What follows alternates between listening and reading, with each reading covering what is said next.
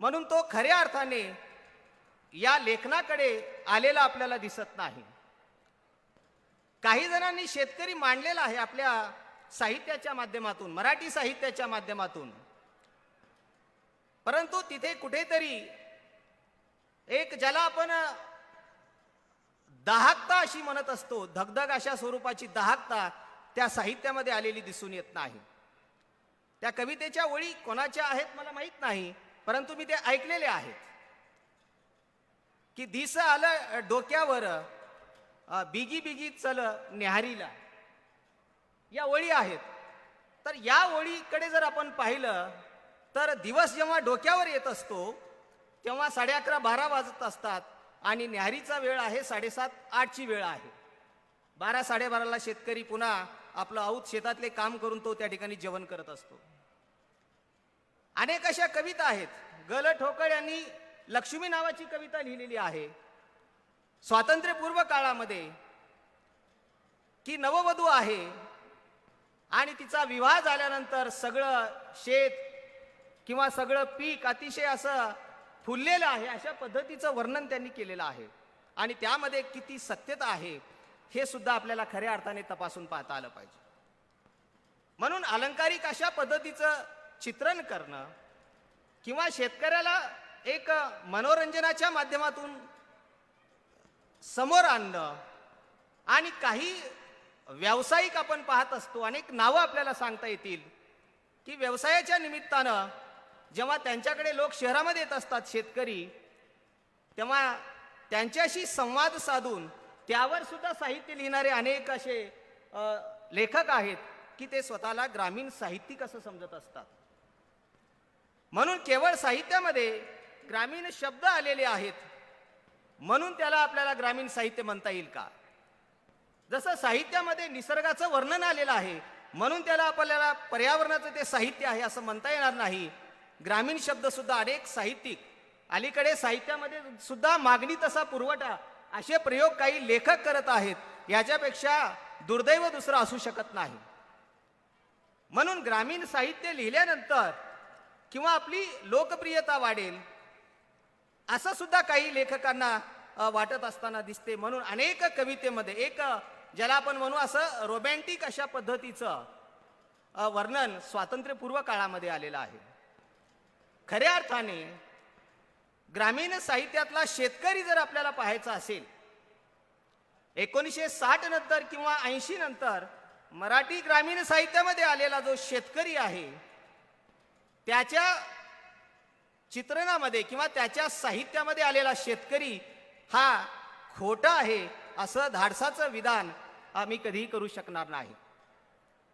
कारण या विषयाच्या शीर्षकामध्ये हेही अपेक्षित असावं की शेतकऱ्यांचं कुठलं दुःख, अजून कोणत्या वेदना आहेत, अजून कोणता विषय आहे की जो विषय दुर्लक्षित राहिलेला आहे, तो विषय अजून साहित्यामध्ये आलेला नाही. आणि शेतकरी संघटनेचे नेते आदरणीय शरद जोशी यांनी जे विधान केलेलं आहे की शहरामध्ये गेलेली शेतकऱ्यांची जी पोरं आहेत ती शहरामध्ये रमलेली आहेत आणि या मध्यमवर्गीय लोकांना किंवा शहरातल्या लोकांना काय अपेक्षित आहे त्या पद्धतीने त्यांनी लिहिण्याचा प्रयत्न केलेला आहे, अशी खंत त्यांनी व्यक्त केलेली आहे. मग मराठी कवितेमध्ये आलेला जो शेतकरी आहे, काही प्रातिनिधिक स्वरूपामध्ये काही कवींच्या ओळी आपल्याला मी या ठिकाणी सांगणार आहे, कारण खूप असे कवी आहेत. कारण ग्रामीण साहित्य लिहिण्यामध्ये कवींची संख्या खूप मोठ्या प्रमाणामध्ये आहे.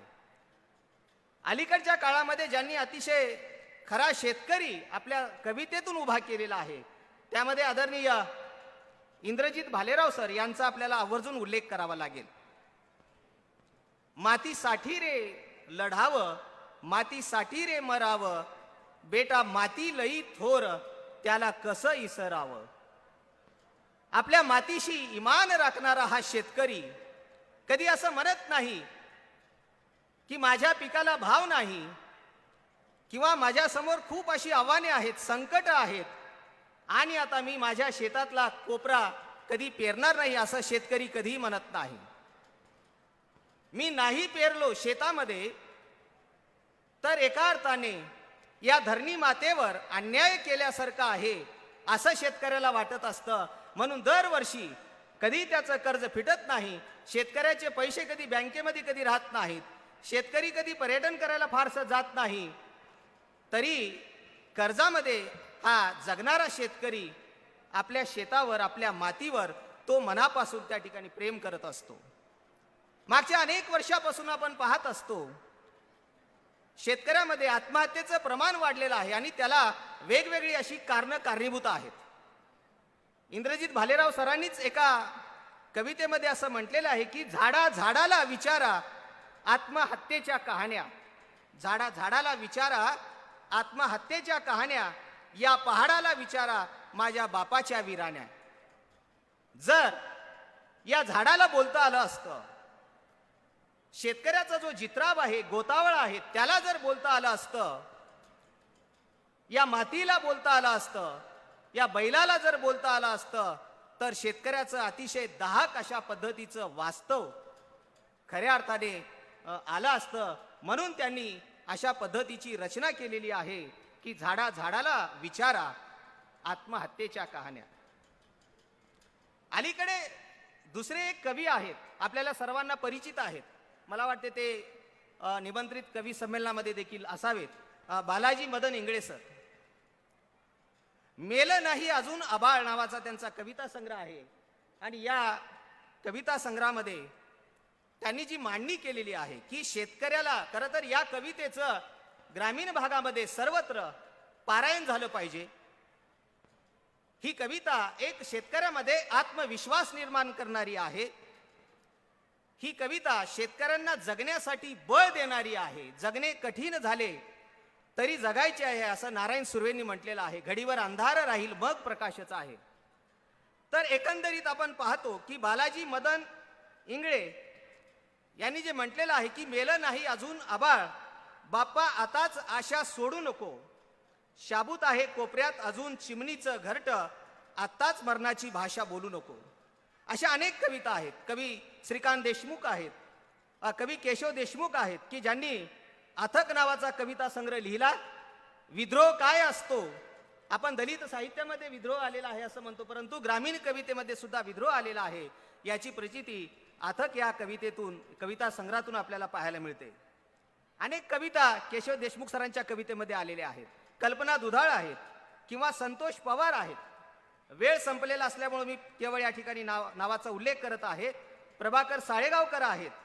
काटा होईना त्यांनी जी कविता लिहिलेली आहे तिथेही सुद्धा आपल्याला शेतकऱ्यांचं जे दुःख आहे, वेदना आहे ते आपल्याला पाहायला मिळेल. शिवाजी आंबुलगेकर आहेत किंवा अलीकडे अनेक कवींनी कविता लिहिलेल्या आहेत. दीर्घ काव्याचा जर आपण विचार केला तर अतिशय सकसपणे फ म शहाजिंदे यांच्या शेतकरी नावाच्या खंडकाव्यामध्ये त्याचं चित्रण आलेलं आहे. जगदीश कदम यांनी नामदेव शेतकरी नावाचा दीर्घ काव्य त्यांनी लिहिलेलं आहे. नामदेव शेतकरी रान पेरून बसतो, पावसाळ्याच्या दारात उभा उन्हात दिसतो. मेहनत न करता, जगदीश कदम यांनी म्हटलेलं आहे की मेहनत न करता यांचं म्हणजे शेतकऱ्यांचं सोडून मेहनत न करता यांचं रान कसं पिकलं, म्हणून म्हणतो ज्योतिबा आपलं गणित कुठं चुकलं. अशा पद्धतीची रचना जगदीश कदम सर यांनी केलेली आहे. आमच्या उदगीरचे कवी रामदास केदार यांचा गळफास नावाचा कविता संग्रह 2006 साली प्रकाशित झालेला आहे. त्यातही ते चित्रण अतिशय प्रभावीपणे आलेलं आहे. माधव जाधव नावाचे कवी आहेत. कुळवाडी अभंग त्यांनी लिहिलेला आहे. लोक धुऱ्यासाठी भांडणं करून शेतकरी कशा पद्धतीने आपले जीवन संपवत आहेत त्यावर त्यांनी भाष्य केलेलं आहे. अनेक काही वैचारिक सुद्धा पुस्तकं आहेत. त्यामध्ये मला अतिशय आदराने आसाराम लोमटे यांचा धूळपेर नावाचं जे पुस्तक आहे त्याचा उल्लेख मला करावा लागेल. आमचे नांदेडचे प्रदीप ननंदकर यांचा शिवारगाथा नावाचा ग्रंथ आहे. किंवा आत्मचरित्राच्या माध्यमातून सुद्धा चंद्रकांत वानखेडे यांच्या आपुलाची वाद आपणासी असेल किंवा वेगवेगळ्या चित्रपटाच्या पटकथेमधून सुद्धा शेतकऱ्यांचं चित्रण आलेलं आहे. भविष्यामध्ये मराठी साहित्यात आपल्याला खऱ्या अर्थाने शेतकरी जर पाहायचा असेल तर मला असं वाटते अजून अप्रकाशित साहित्य शेतकऱ्यांचं आहे, शेतकऱ्यांच्या मुलांचं आहे, ते अजून प्रकाशित झालेलं नाही.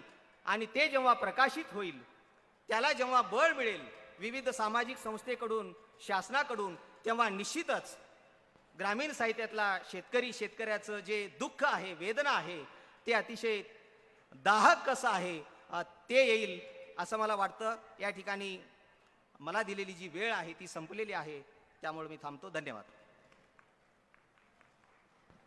धन्यवाद सन्माननीय तंगावार सर. अनेक कवितांच्या ओळींमधून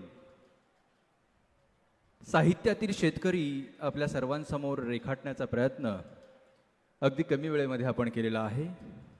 तसं पाहता एक परिसंवादक साधारण 2-2 तास बोलेले एवढा हा गहन विषय आहे.